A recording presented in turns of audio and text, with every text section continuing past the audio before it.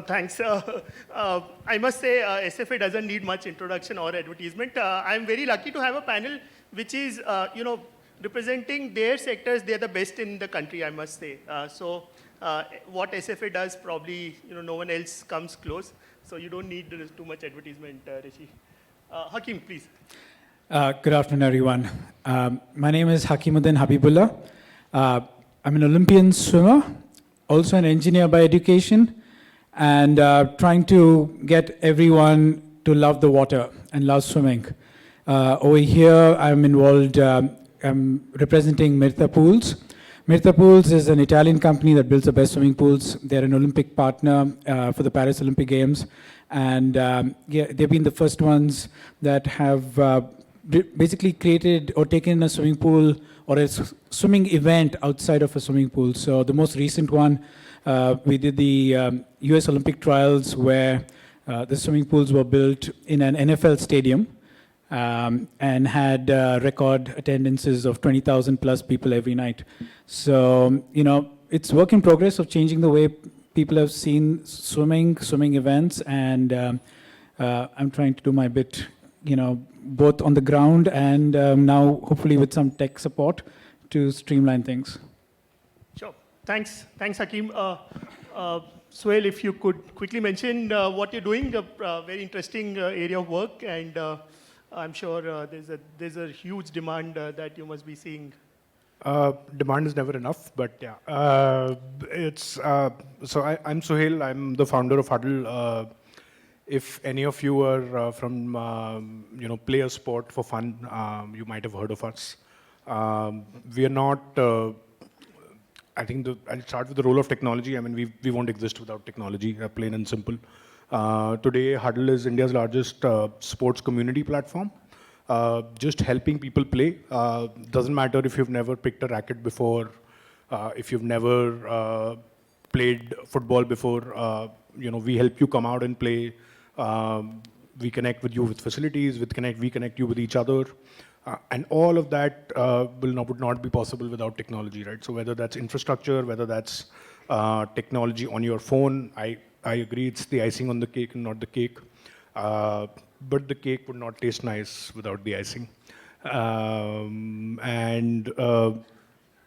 think today we've enabled about 100,000 players to pick up a sport, which earlier might not have been possible through various reasons. By our estimates, only about 20,000 of those 100,000 players would have still played a sport if we didn't exist. There's a long way to go, but yeah, we are helping people of all ages, of all skill levels, just play a sport. And it just won't be possible without technology. Sure. Thanks, Will. Mr. Kohli, please, if you could quickly introduce your company. As I said, don't need too much introduction, but if you could just... Good afternoon, but I'll just take 1.5 minutes, not more than that. So I belong to an organization known as TAG International, which was established in 1922 by my grandfather. So this is a 102-year-old organization. My father, he produced the first table tennis table in the early 70s because I used to play. And that is how we came into the business of table tennis equipment. I'm an ardent, keen, passionate tennis player. I have played for India 12 times, 12 World Championships I played. I won the Asian Championship, Asian Masters, 32 international titles, ranked number 14 in the world. So I normally, thank you so much. I normally say that I am into the business of my passion. And very recently, we ventured into pickleball. Our brand Pickleball United, the flooring which we manufacture, it has been used in US Open, US Nationals. Next month is the English Open. Last year we had the English Open. So all across the globe, we are present in 190 countries worldwide. And we are very proud to be into the business of our passion. Thank you. Thank you, sir. Thank you. And as I was hearing four of them, there's one common thread. Everyone is getting people to play, from an equipment perspective to getting a platform so that more people can come together, from creating infrastructure in terms of, using the infrastructure and competitions that SFA does. Everyone is trying people to play. That's the industry representation that we have. I think if we can achieve, we have very short time on this panel, but as a group, if we can achieve two things, I think it will be a successful panel, at least the way I read it. One, if all of us can come out with 3-4 top areas as to how we can indigenize better. right, in terms of technology? What are the areas where we believe, there is going to be more demand? And probably, how the industry and academia can come together. Maybe, institutions like CESA, but not just that, other institutions around the country. What's the requirement? What's the ask of the industry in terms of indigenization, and how the academia can probably, support in terms of research? I think that would be one great thing. And second is, from a sports manufacturing perspective, the amount of imports that we have, how can we reduce that? What kind of clusters can emerge in India? Right now it's very concentrated in 2 or 3 locations, but as a country, how we can do it better. So what we will do, I thought, post-lunch difficult session, we thought, we'll try to do a quick poll of sorts, maybe 2 or 3 polls, where I would request all of you to kindly contribute. So maybe if you can just open slido.com, and if you can project, if you can just go to slido.com on your phones. I realize that, probably the geo network is not working great inside the auditorium, but others things should be working all right. If you just go to slido.com and enter this code, even my panelists, co-panelists, if you want to do this, and just enter this code, a question should come up. And we would like you to, give a ranking of sorts, if you can, on this. So I'll just read this. What are the top issues in integrating technology in sports in India? And you can do a ranking. We're just trying to get a voice of the house, if you like. Is it high initial investment, cost of tech, or funding constraints? Is it lack of skilled workforce in terms of maybe, we're not researching enough, or we don't have people? Is it insufficient incentives? Or is it we are not able to keep pace with, the advancement that the technology world is seeing, or something else that you believe? Maybe we don't have an option to say what others, and the responses are changing. I hope, people are able to put a response. And as it comes up, maybe I'll open it up to the panel to say that, how do you think industry and academia can work together to solve some of these issues as our learned audience is responding to it? So, Rishi, maybe as the responses changes, I don't know what is your view, but your independent view on how we can work together with the academia in solving some of these issues. Hello. I think it's a mixture of all of those things. So in fact, I have chosen the others one because I would have chosen all. All if of there them. was all. So, but yeah, what happens, is that, so say, let's look at food tech or fintech or, all of that. Today we're talking of sports tech, but if you look, all of those are commodities that already existed. So the need for, financial transactions, the need for food, etc., already existed, and there was a tech layer that, kind of exploded the transaction, the investment, etc., in that space, and that's the icing on the cake, that Suhail was talking about, and it's much needed. So I think that's exactly where I always come to say that, on the culture setting for sport, what Yannick was speaking about, right, in the previous panel before lunch, let's get people out of their comfort zones and get the parents to also look at, see when we, in India or anywhere in the world also, I mean, when a child is born, the parent is already thinking about the admission. So education is like a no-brainer. The next thing is that, okay, what is the next cultural piece that comes into mind? So then it's also, say, we must, don't pull me up for saying it, but I mean, it's very important that, people also get kids to understand gods, understand religion. So that's a big part of culture. So, at the same time, can we show that sports field? So can there be some organized platforms? And I'm saying that rather than forcing people to play sport or forcing kids to play sport, can we attract kids to play sport, right? And just the way they get attracted to cartoons, can they get attracted to sport, right? And so once that need and demand starts to get created is when you will see that, you know, all of these things start falling into place, right? I mean, say today running, I mean, when some of the industry, like stalwarts in the sports industry, tech industry, etc., have now come to also grassroots. That's the reason why you're seeing, you know, all of us and so many more sitting here. Because we've all probably, you know, left a lucrative alternate career or a lucrative job at, you know, the highest level of sport and come here. So I think that's a start. The best minds need to come.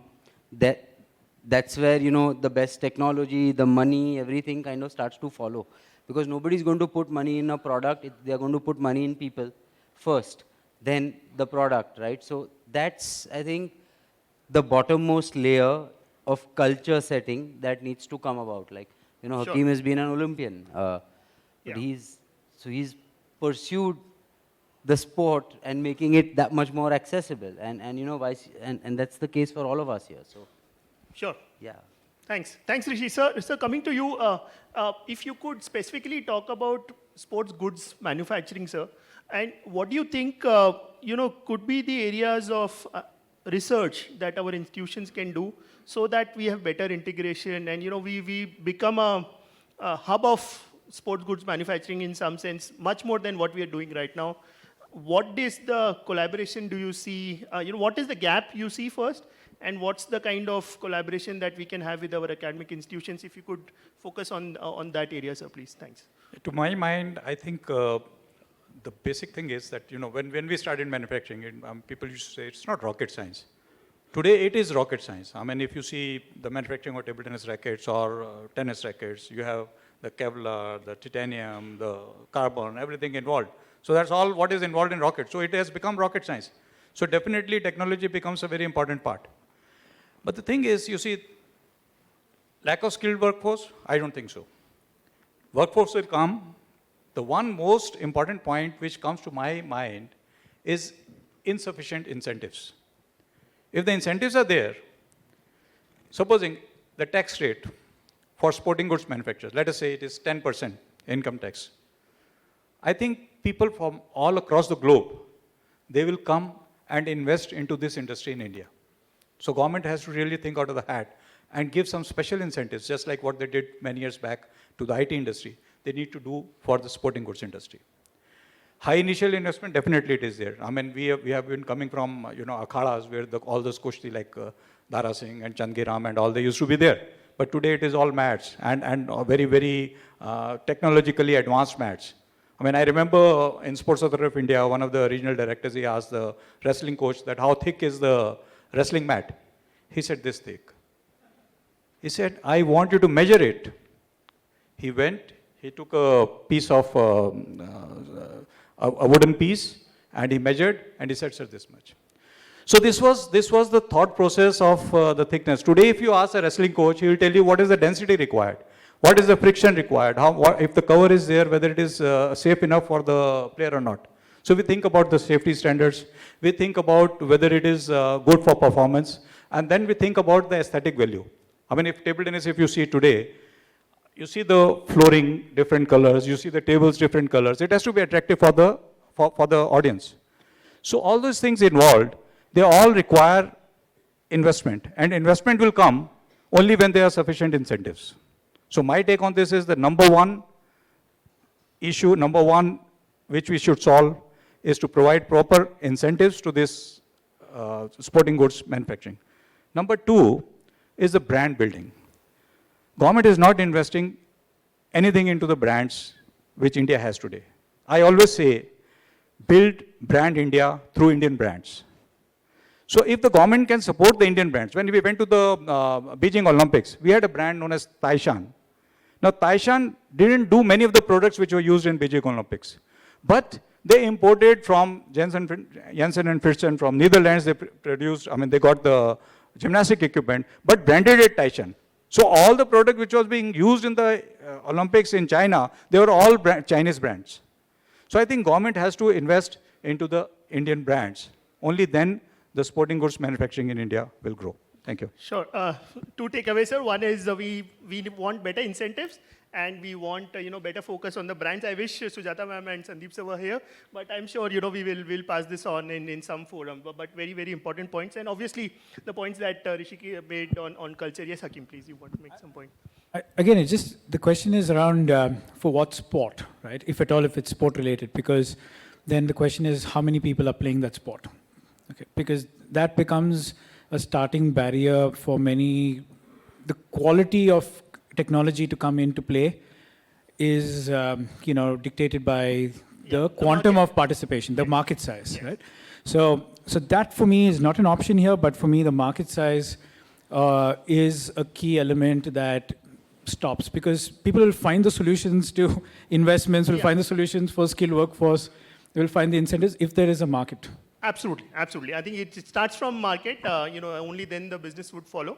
But well made, well said. You cannot be looking at, sports goods manufacturing in some sense for all the products or all the sport. We have one more question. I know we were supposed to have 30 minutes, but the timer said 20. I'm not sure if we still have 10 minutes. Is it okay for us to do 10 more minutes? Okay, we have one more question. I would request everyone to please, respond on your phones like you did on the previous one. This is around sports infrastructure in terms of what the house thinks are the likely future technologies that our sports infrastructure would see. And if you could talk about, smart stadiums, do you think our stadiums will be equipped with IoT and sensors? Do you think we'll have more of AR, VR-driven experiences? Do you think we'll be investing more on security and surveillance? And then I'll probably come to Hakim and Suhail to probably respond. What is your view as to how this market would emerge? And again, I would like you to probably focus around what is the research that our academic institutions could do to support the industry, and how how we can collaborate better with the research institutions. So first, Suhail, if you could take this one. Sure. Sorry. I think, all of this, probably the others part, which I think the audience doesn't have options to enter what exactly, but if I can talk about it a little. Smart stadiums, AR, VR, security, all of this is already happening and will happen, and I think there is a lot of work going on globally and in India on these aspects. I think we need to take a step back and, understand that there can be no sport without a stadium or a facility, right? So the fundamental aspect of a sport is, if you're going to see a badminton match, there needs to be a badminton court, right? If there's no badminton court, you can have all the technologies in the world, but they're of no use, essentially, right? So how do we sort of make more courts, more facilities in a more sort of economical or economical or cheaper sort of manner? Today it costs a lot to set up a badminton court or a football field, and that's sort of proving to be one of the biggest impediments. I think Sir mentioned Pickleball United. I mean, that's one of such technologies, right, where I can just put a mat here and convert this place into a pickleball court, right? So there is not enough research and innovation happening there, where I think we are building facilities probably similar to how we were building them 10 years back, 20 years back.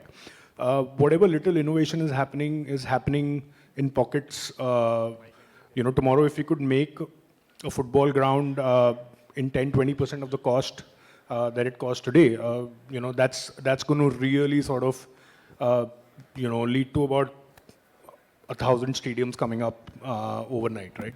Sure. And that's the biggest impediment. If that happens, all of these and 10 other technologies will follow it automatically, I think. Sure. So I think the takeaway there, and very important one, and I think Government of India is also thinking about it in some sense, that how can we create low-cost sports infrastructure? How can we templatize it? And then, all the states, districts, cities follow that template. So what we are doing in terms of badminton court, which we may be constructing at 25 crores, can we do 5 crores? And, can we have 5 stadiums in that investment and get more people to play? So standardizing the specifications in some sense and making them low cost. and probably other technologies would follow as we go along. You're a man of infrastructure, so you would, I'm sure you would have. I mean, I think creating that access, like Suhail said, is critical. So we need to create low cost but high quality. You know, I think where we are losing the plot very often is in chasing the low cost and giving low quality. Then that does not attract people to want to play sport. People also, so it starts with the field of play, but then it's also the support elements around it that attract and retain talent. When I say talent, it's not only the people who want to play, but people who come to coach or administer, you know. So it's what used to be government facilities versus private schools, for example. People would send their kids, even those who could not afford would figure out how to send kids to a private school because the infrastructure looked different. And not only, when I said it attracted different talent. Sure. So that's the challenge that sport has. So you should not lose the plot on low, I mean, just quality. chasing low cost at the cost of quality. Sure, point well made. Now, the risk, because when I see the question, I see that the question, so future technology is more from a participation base, but when you look at the IoTs and stadiums, those are more event oriented. Now, when I'm looking at events, the scary part for me, and when I'm also looking at e-sport in parallel, is that 20 years from now, I hope people will be active and moving. In the way the metaverse is moving and the way things are happening, we might be having a virtual Olympics with, avatars, playing against each other, and it will no longer be human beings actually physically doing stuff. So that's the future risk that does exist, that we have to pay attention, that it's not at the cost of human health and well-being. Absolutely, that's fundamental. Yeah, point well made. If you say that, we'll have to shut shop today. Because we are only in the business of No, making kids you got play. to do such a great job that we don't. I mean, even if those opportunities exist, that they don't choose those. They choose to choose the real thing. I would probably go to the last section where I wanted to probably talk about, geographically, how do you see India emerging as a sports goods manufacturing place? North, south, east, west.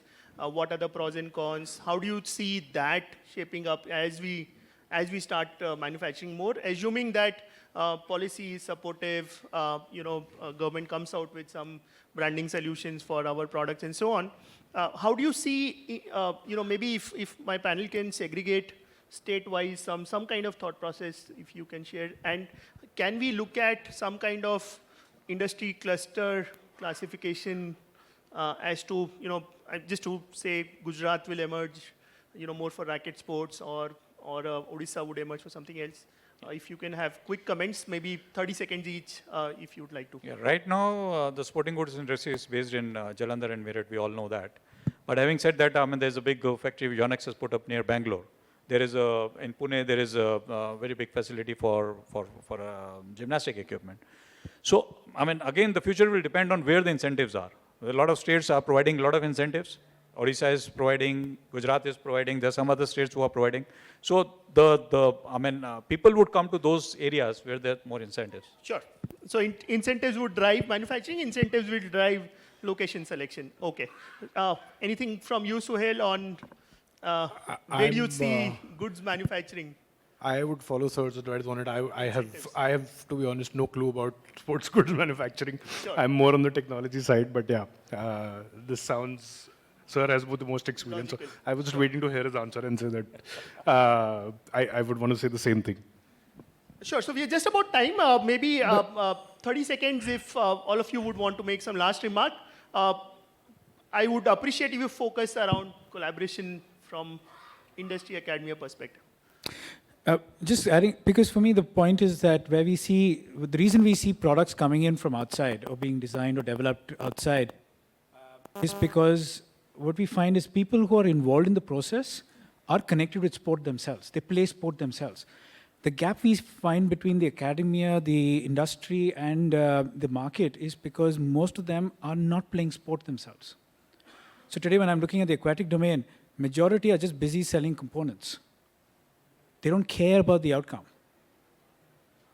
So when someone is developing something where they care about the outcome, either for themselves or that someone close by, I think the quality will change. Today, it's business and what happens on ground are two separate entities, and the day they start bridging the gap, then the quality of technology, the quality of products, the quality of everything will improve automatically in India. Sure. Rishi, No, like maybe you can have the last word. my thoughts are same. Like, you know, as I wouldn't know much on the manufacturing side, so I will go with what Rakesh ji has said, 100%. And yes, I mean, that this chat we were having with Nilesh Bhai also at lunch, saying that, you know, the people who are actually been through sport are not working in sport, and this is a big thing, right? I mean, there is two ways of looking at business. One is anything that I can make money in and I do is one form of business. The other thing is this is something that I like and I want to chase it, and then I want to try and make money around it, right? And I think that's the point that Hakeem is trying to make, saying that we all kind of need to create businesses out of our passions, and I think passion is only equal to your persistence, and we'll stay at it. And I'm sure, I mean, in the last 10 years, I've been in sport for 22 years, but in the last 10 years, what we have seen, right, the galvanizing of the ecosystem at every level, I think is very, very encouraging, and more and more,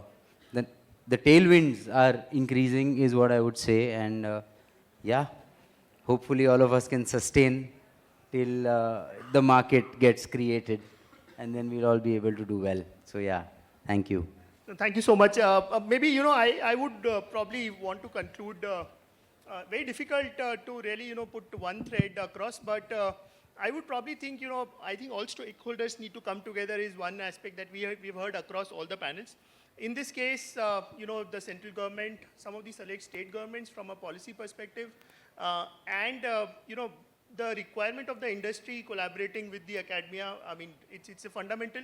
But I think we need much better integration in terms of what the market demand is and what is the research that our institutions have the capability to do. I think we need much more engagement. Probably this is one of the platforms that CESA has created. Hopefully going forward, we'll have many such forums. So thank you so much, panel, for bearing with me. I think I've exceeded time a bit. And thank you, audience, for listening to us. And can I have a round of applause for everyone?